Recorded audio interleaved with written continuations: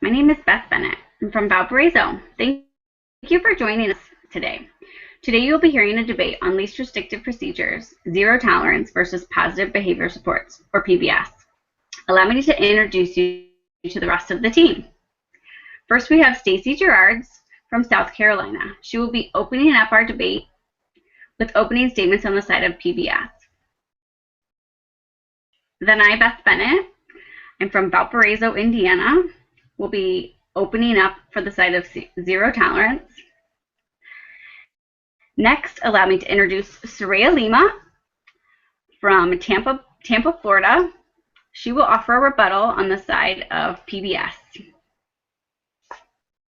And last but certainly not least, we have Zakia from Washington State, who will counter with a rebuttal on the side of zero tolerance.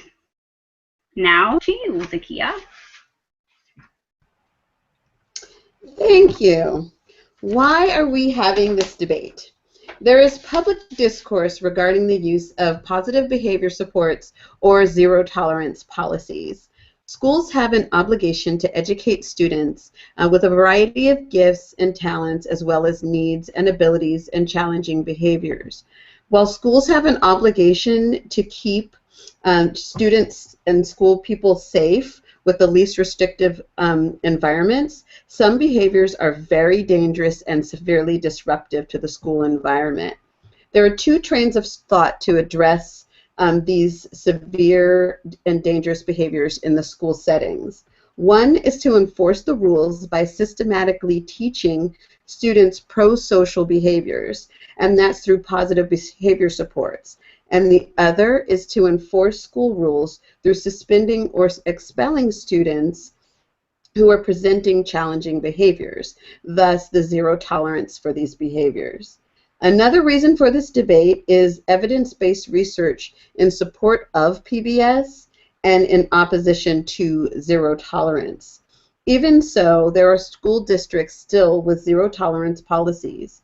On the other hand, when addressing the most severe and dangerous behaviors, such as threats of violence or illegal behaviors, PBS may not sufficiently address the immediacy of the given situation, or at least at last resort may still have to use suspension or expulsion while additional supports are developed. The issue between PBS and zero tolerance is how to keep students safe while ensuring access to public education. And there's another introduction. In Van Halten et al., The Right to Effective Treatment, researchers outline a list of clients' rights that include the right to therapeutic environment, treatment with a goal of personal welfare, treatment focused on functional skills, and programs employing the most effective procedures. Problem behavior is the single most common reason why students are removed from regular classrooms. Students with extreme behavior problems represent 20% of the school environment, but they account for more than 50% of behavioral incidents. I'm sorry, my printer has some weird stuff going on. And then it says, in times of stress, a school's changes are and may occur, and implement strategies to promote safe. And now to the opening statements for PBS.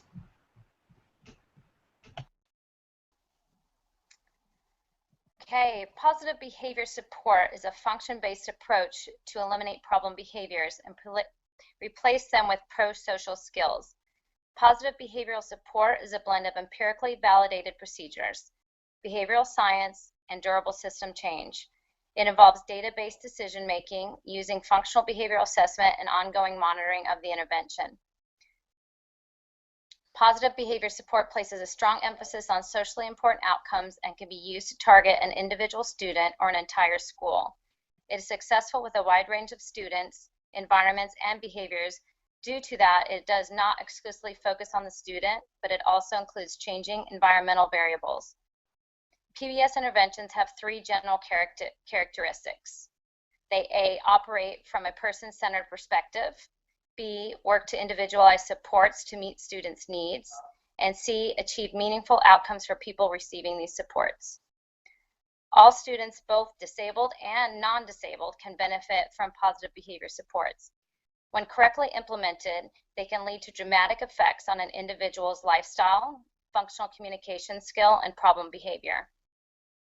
Schools that implement system-wide interventions report increased time engaged in academic activities and improved academic performance, and interventions for problem behavior prevention indicate reductions in office discipline referrals of 20 to 60%. Research conducted over the past 15 years show that positive behavior supports is an effective strategy in promoting positive behaviors in students and schools. The use of these strategies to maintain appropriate social behaviors makes schools safer, and safer schools make for more effective learning environments. Review of research shows that there is over 90% reduction in problem behavior in over half of the studies, and that problem behavior stopped entirely in over 26% of the studies of those who participate in positive behavior support programs. Positive behavior support is proactive. It focuses on prevention of problem behaviors and early access to effective behavior support. It is culturally competent and family-friendly and has the promise to produce behavioral gains that have a significant and durable impact on the academic, social, and living options available to the individuals. According to IDA 97, positive behavior support is the recommended form of intervention for dealing with challenging behavior in children and disabilities. Furthermore, in 1997, the U.S. Department of Education's Office of Special Education Programs, in collaboration with Safe and Drug-Free Schools, supported a Center for Positive Behavioral Interventions and Supports with a grant of almost $600,000. And the U.S. government continues to support a project at the University of Kansas to promote programs through the use of positive behavior supports to decrease challenging behaviors in children and youth with disabilities.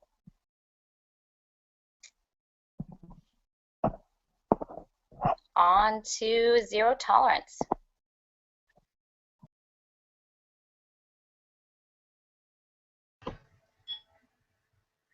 All right, thank you, Stacy. All right, my name is Beth, and I'm doing the opening statements for zero tolerance. I'd like you to imagine for a moment that your son comes running into the house with his friends, and they're in the midst of an intense Nerf battle. And you hear him say, "Hey, let's bring these to school tomorrow, and we'll get Sally at recess."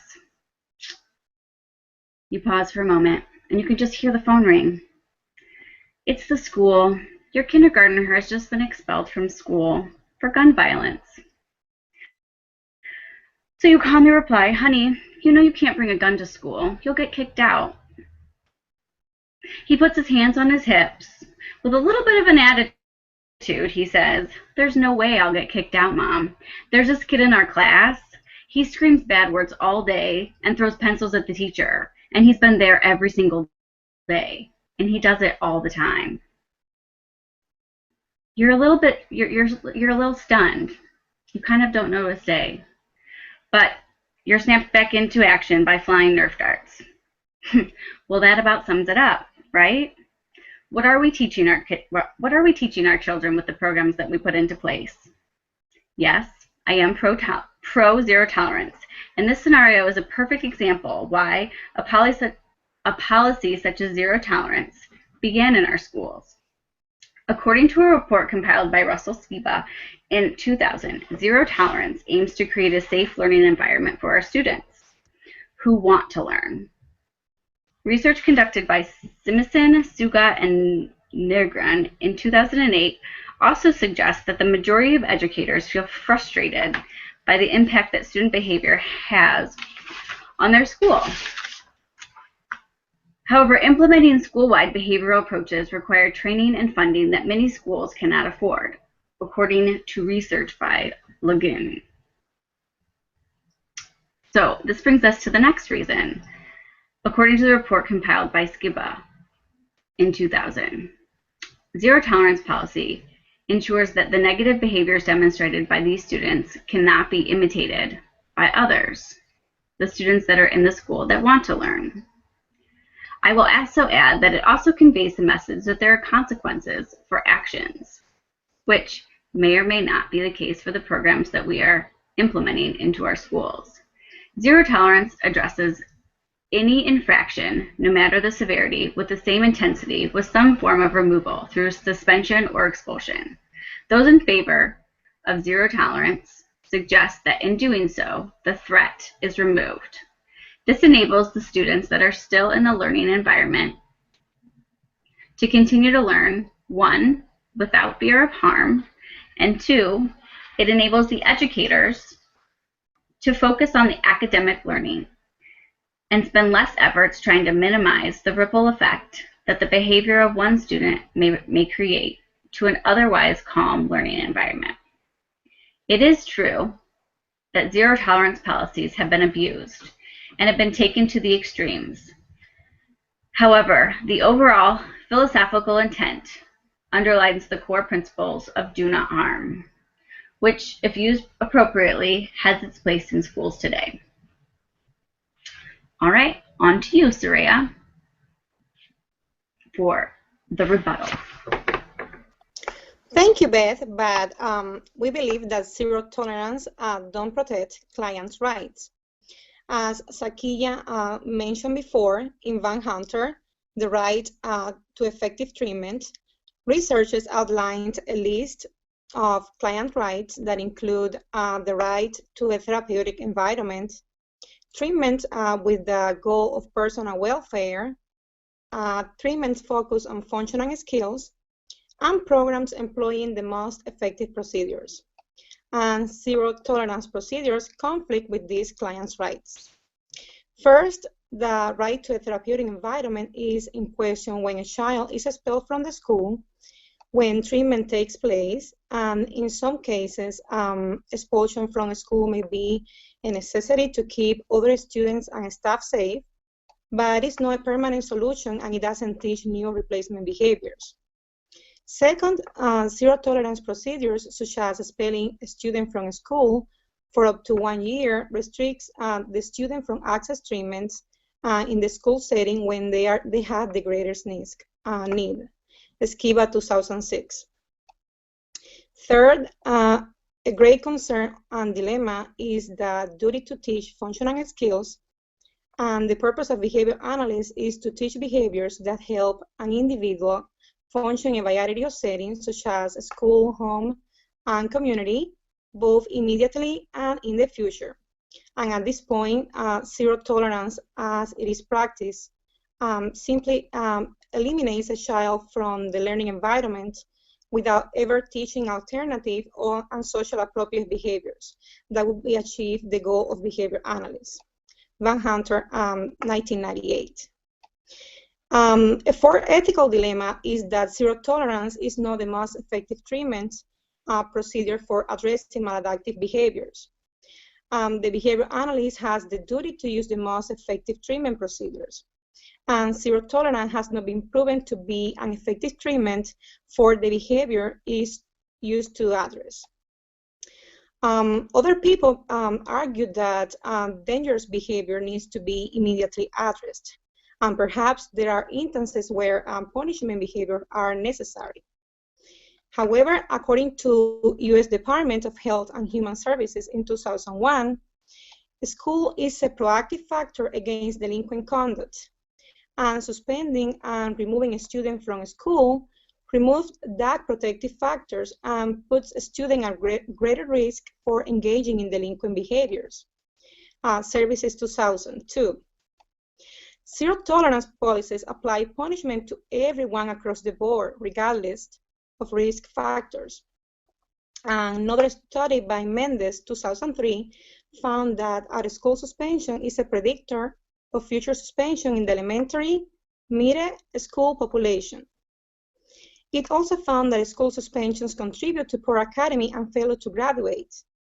In fact, 3 years after being excluded from school, almost 70% of these young have been arrested. Behavior analysts use reinforcement strategy first, and the principle of reinforcement should always remain in place. A student should be reinforced for appropriate behavior or for not engaging in the behavior you are trying to eliminate. Evidence from the study conducted by Mendez also suggests that students handled by punishment alone are less likely to succeed. Going back to you.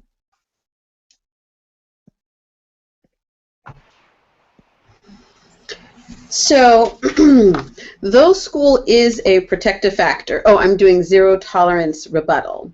Though school is a protective factor against delinquent conduct, it is not the only protective factor. Instances of weapons, fights, very disruptive and dangerous behaviors still occur in the school setting. According to research on PBS, there's a lack of data on the actual amount to which such systems have or have not improved school safety. In addition, research by Utley et al. Suggests that teachers, principals, and school systems are not adequately prepared to handle the demands of implementing an intensive three-tiered classroom or school-wide discipline system that PBS requires. Their research suggests that personnel do not feel prepared to deal with the issues of classroom discipline and management along with the educational demands. Even though zero tolerance applies punishment policies across the board, it's generally for students presenting the greatest disruption and are in the greatest need. Implementation of PBS involves a massive collaboration between participants. Principals and teachers feel poorly trained to apply PBS correctly.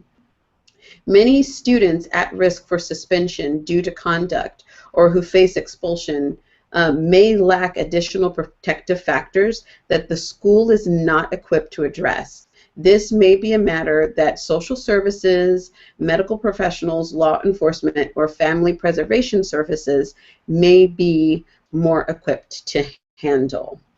And now to some questions back and forth between PBS and the Zero Tolerance Group.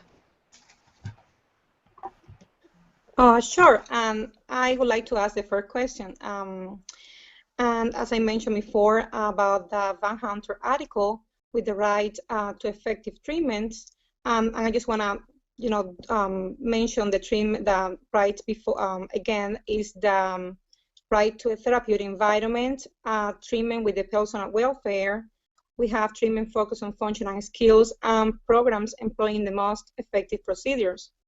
So I would like to know how does zero tolerance will protect clients' rights?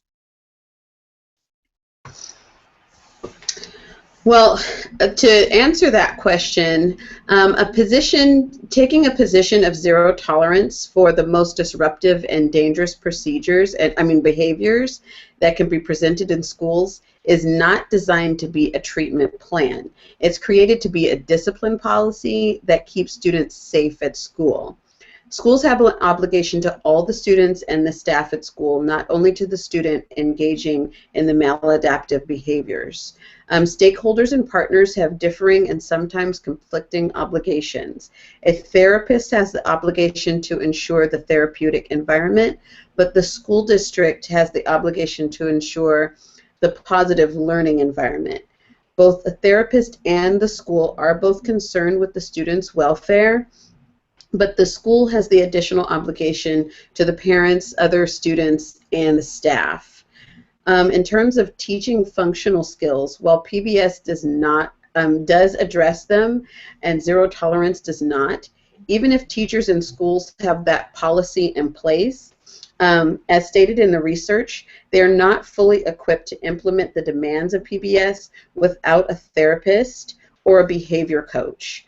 Research by Utley et al. Suggests that data collection and analysis of treatment effectiveness is difficult and can be unsuccessful in school settings.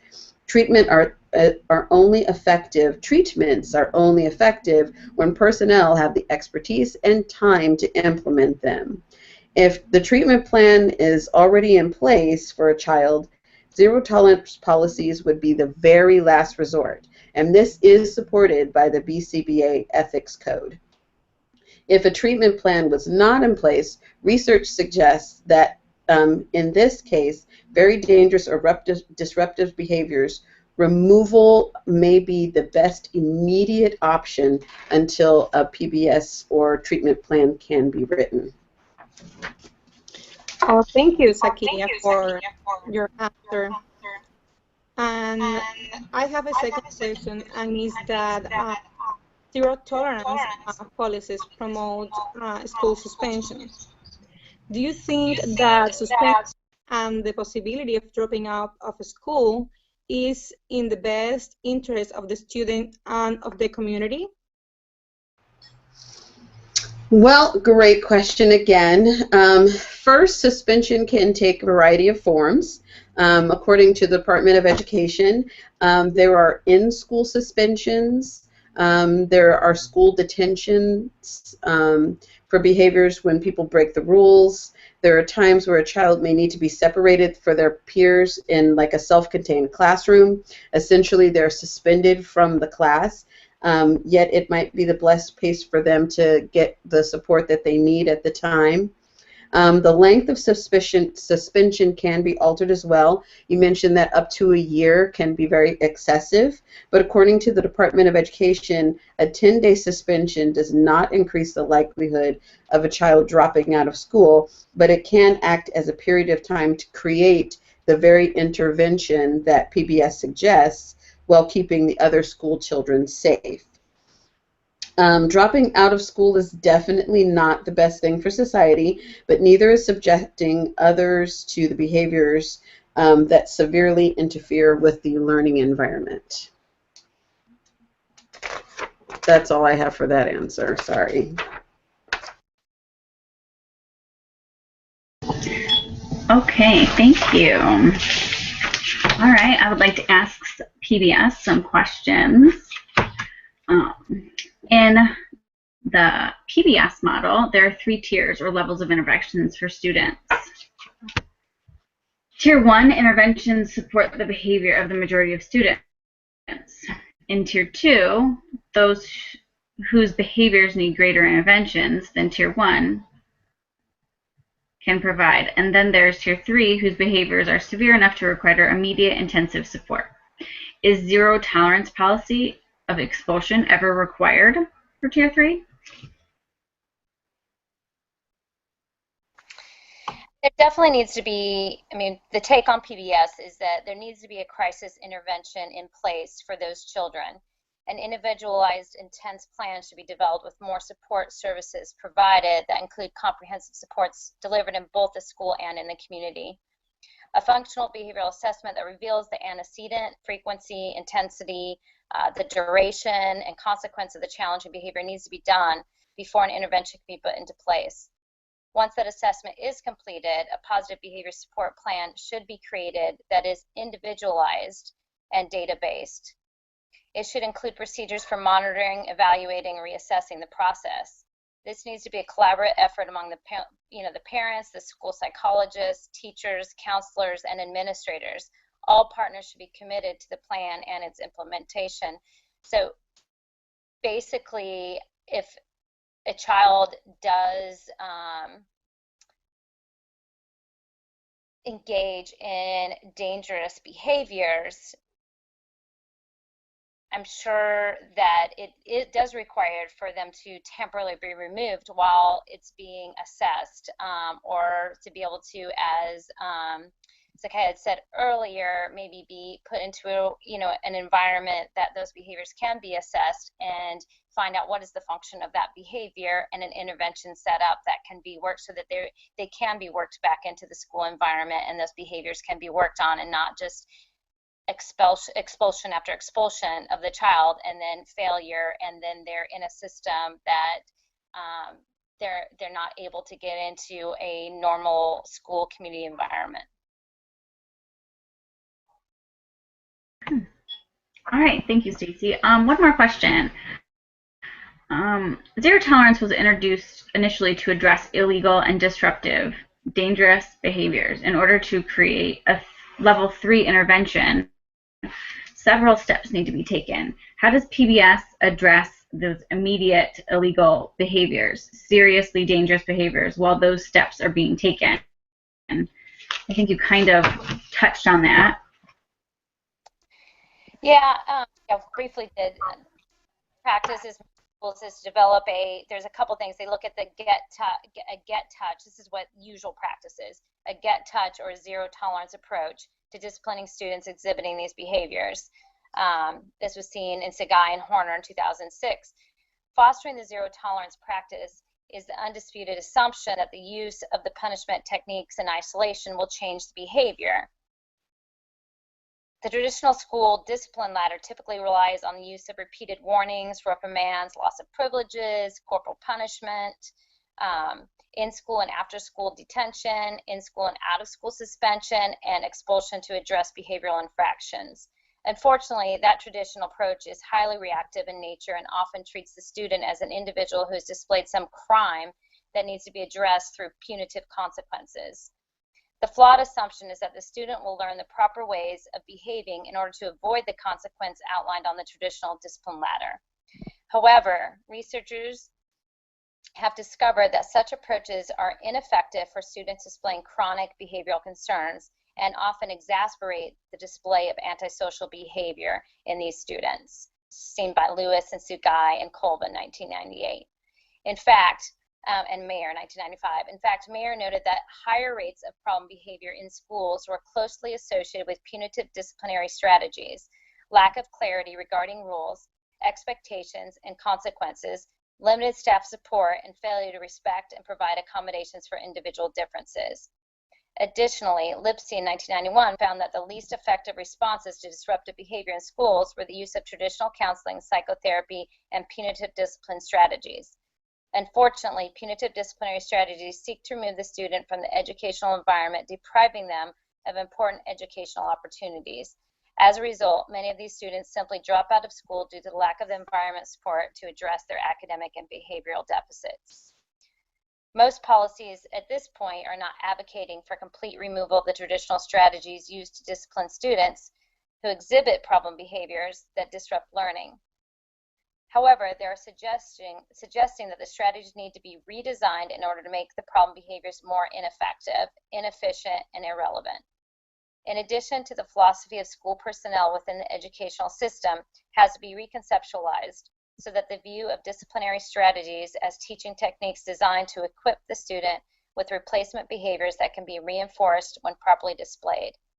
In other words, educational environments must be rearranged so that students are directly taught expected behaviors, provide ongoing opportunities to practice the display of desired behaviors, and receive frequent and contingent reinforcement for the display of the pro-social behaviors that they have learned.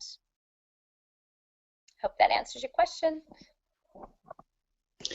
Well, thank you, Stacy. I think that was a great answer.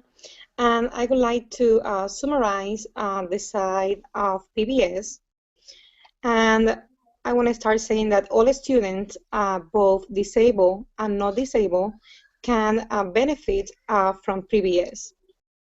Positive behavior support is proactive. It focuses on prevention of problem behaviors and early access to effective behavior support.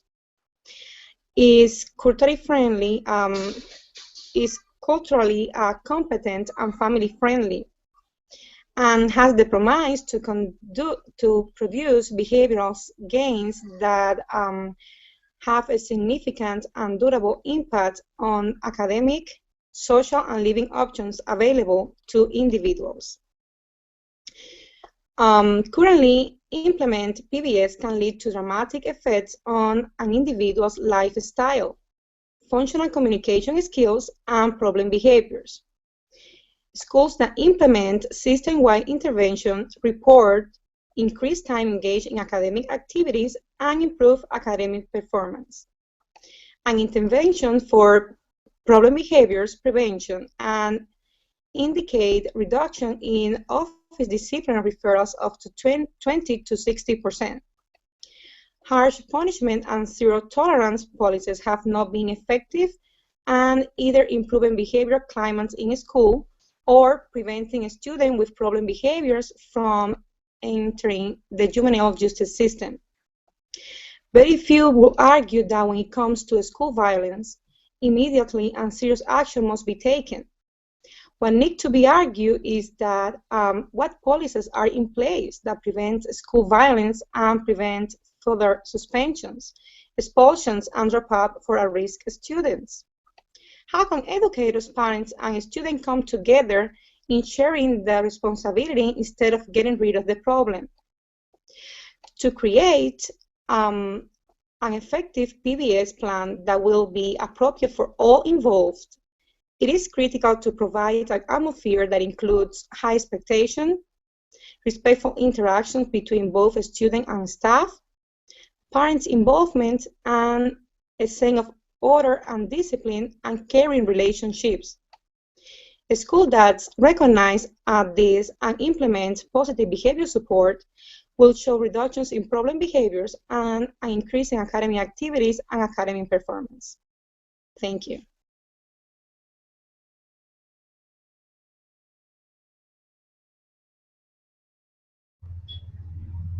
Okay, I'm Beth Bennett. I'm going to do the closing statements for zero tolerance. Research on the pro side of PBS uses the argument that high rates of problem behavior in school is related to the use of punitive discipline. A lack of clarity regarding rules and expectations and limited staff support and a failure to accommodate individual differences. However, even when rules are clear and illegal, dangerous behaviors are stated and not allowed, students continue to engage in those behaviors for a variety of reasons. In the end, no matter how much schools try to teach new replacement behavior, when it is dangerous or very disruptive to the learning environment, a student may need to be removed from the class or even the school.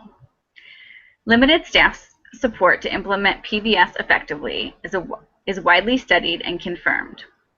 With the best intentions and plans for three-tiered school-wide intervention plans, coupled with classroom behavior management systems and the most intensive individual behavior plans, teachers and principals continue to report that they're ill-equipped to handle both the demands of effective PBS implementation and to address the most disruptive and dangerous behaviors.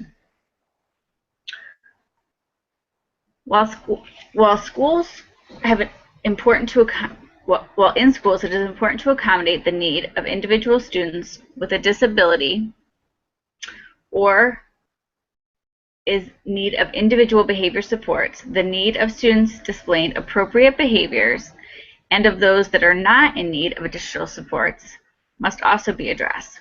It is agreed zero tolerance alone does not improve a student's behavior, but it is designed to discourage or remove the presence of inappropriate behaviors.